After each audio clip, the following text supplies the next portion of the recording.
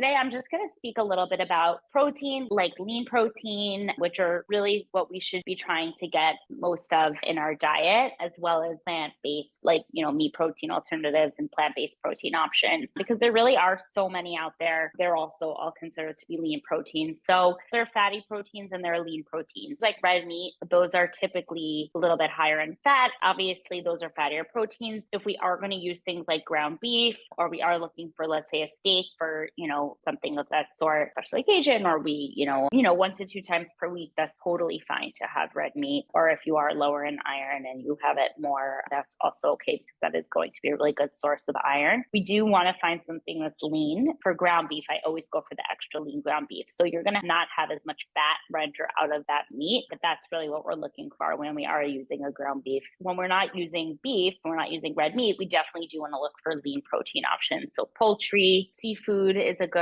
lean protein, and then plant-based protein. Chickpeas, a great plant-based protein. Lentils, chickpeas, legumes, so beans, some nuts and seeds have some protein as well. That's more falls under the category of a healthy fat, but there is some protein in there as well. And these are all really, really great sources of lean protein. Really important to make sure that that's what we are having in our diets. We also do want to make sure that each meal we are having protein. Protein is going to be very, very important to help stabilize our blood sugars. So we want to make sure we're not eating carbohydrates really without pairing it with a protein. Protein will help stabilize those blood sugars and make it that they don't spike as quickly. And this will also help in our A1C levels over time and to hopefully prevent type 2 diabetes. So protein is super, super important. We want to make sure that it's a lean protein, and there are many, many options of lean protein.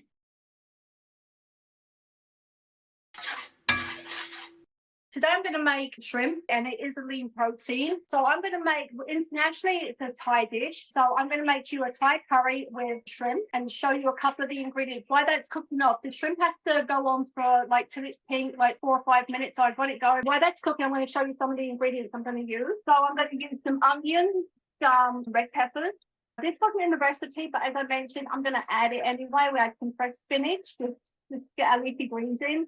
I have scallions for the pot, fresh garlic, fresh ginger, some lime juice, and roast that coconut milk. Okay, so we're using that. And also I have some noodles. Now these noodles are thin rice noodles. Okay, and what you do is you boil the water and you actually cook them for 4 minutes. Turn it off when it's boiling water, put the noodles in for 4 minutes, and then run them under cold water, and then you'll see right there that you just toast it off with a little bit of.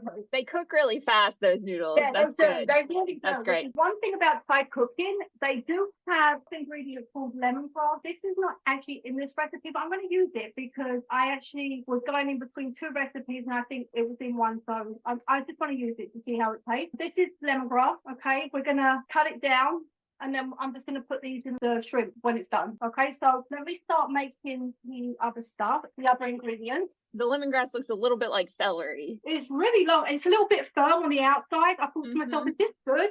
Because, I actually looked how to make it this morning.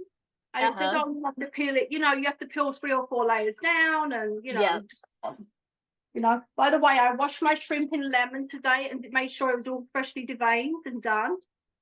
And this recipe can easily be changed out to a lean protein, chicken, tofu, whatever you want it to be. I just did this for something a little different. A tiny bit of olive oil at the bottom, just to saute them off. Now I'm going to put I took them out. I'm going to put these ingredients in, the onion. Okay. And then the red pepper.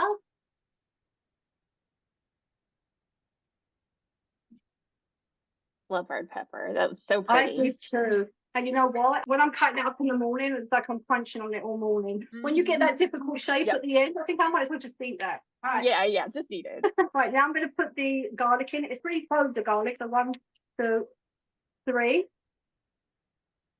Ginger the same. 1, 2, 3.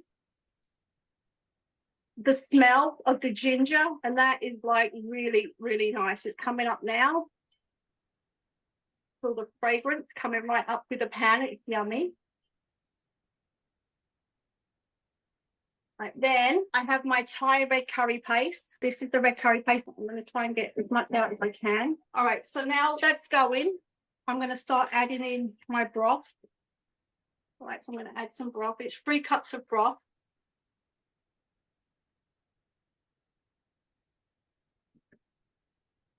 All right. Just want to get that to boil a little bit more. And then we're going to add the coconut milk. It actually really changes the dish. It's really good. All right, so I'm going to just pour that in. The big calls for 2 teaspoons of sugar. I'm just going to use a little bit. I did one before and it tasted totally fine. I'm going to mix that up.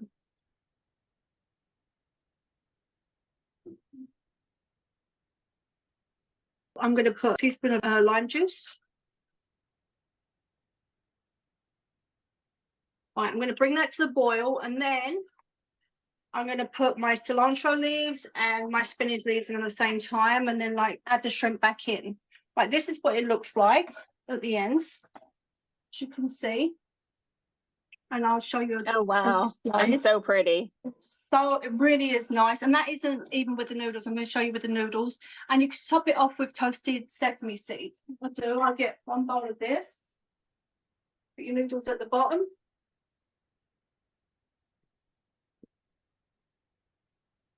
I love a meal in a bowl, Sam. Oh, I do too. Everything tastes better in a bowl, even if it's like a salad, right? I know, it's so weird, but it's true.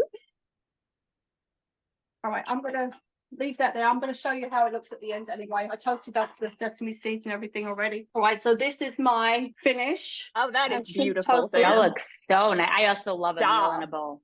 Yeah, I do too. Love Yeah, that bowl. and you know, like I said, you can definitely change it. Just don't use the shrimp. You can, use tofu instead of the shrimp. Tofu is great in curry. It like absorbs the flavors in a really good way. If Yeah. you're not into shrimp, tofu is a good option. And my water of the week, I've done cucumber, mint, and lemon slices. Looks delicious. Beautiful.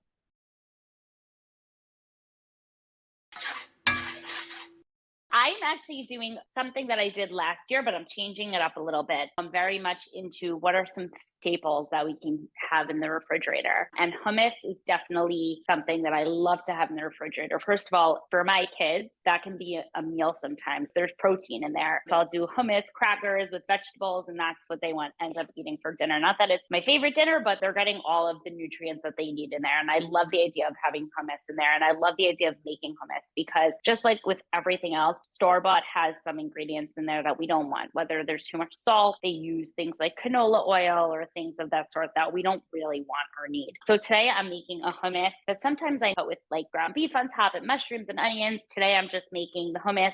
I'm making it vegan, the hummus with some mushrooms on top and pita chip. And this is something that I like to serve if I'm entertaining at home. I like to serve it and you put it nicely around the table, and it's healthy and it's a really, really great starter. So I have my food processor here. The first thing I'm actually going to do before we do the food processor part and make the hummus is I'm going to make my pita chips. So what I'm going to do is I have 2 pieces of pita here, and we're going to cut them up like this. And then what I have here is I have a baking sheet. I have some parchment paper on top. I'm going to line up my pita bread like this.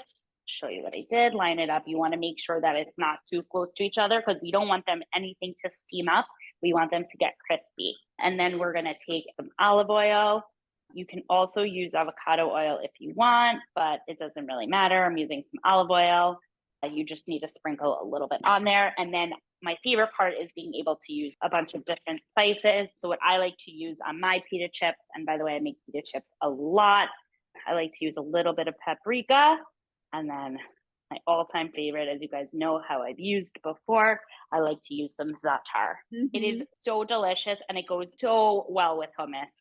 It's like just such an amazing combination. I cannot get over it. It's all like this Middle Eastern flavors, and they all just go really nicely together. You want to put it in an oven between 400 and 425 degrees, and it doesn't take really more than 10 minutes for them to crisp up. So that's what we have in there.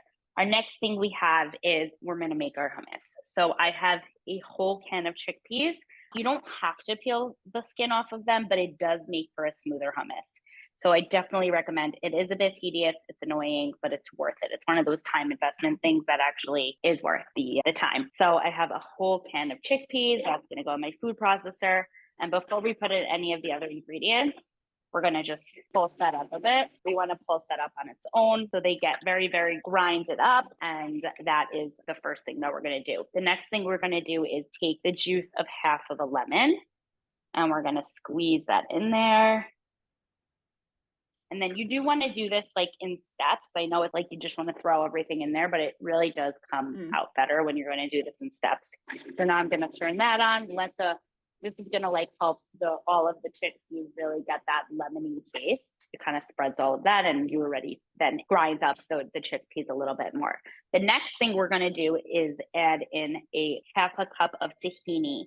I love tahini. It's healthy fat. It's also, there's a little bit of protein in there. I love using it in salad dressings. I've actually mentioned before for people who are allergic to peanut butter and you're making a dressing, let's say like some sort of peanut butter dressing for like, sesame noodles or anything, you can actually substitute tahini and it really gives that same flavor that you're looking for. So we're going to add some tahini. We're going to add a little bit of salt. You don't need too much salt, but just a little bit of salt.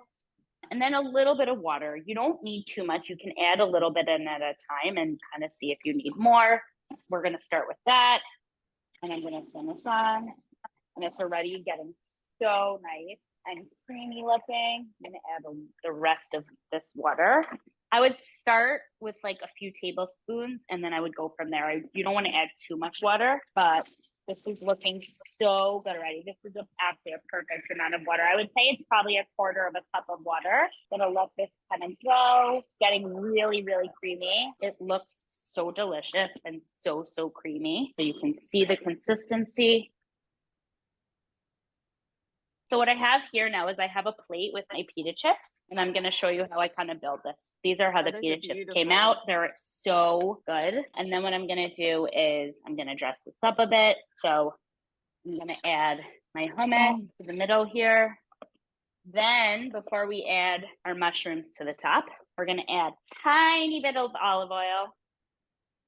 Not so much. You want to just kind of sprinkle that like that. And then I like to add a little bit of paprika just for some color.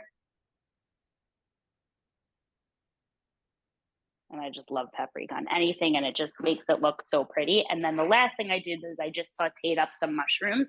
You can add onions if you want, but I just did some mushrooms here. And we're going to put that over like that. And that is that. This is something that you can make so easily at home. It's honestly a really easy snack to make, but I love to make this for when I'm entertaining because it's pretty, it's healthy, and it's really delicious.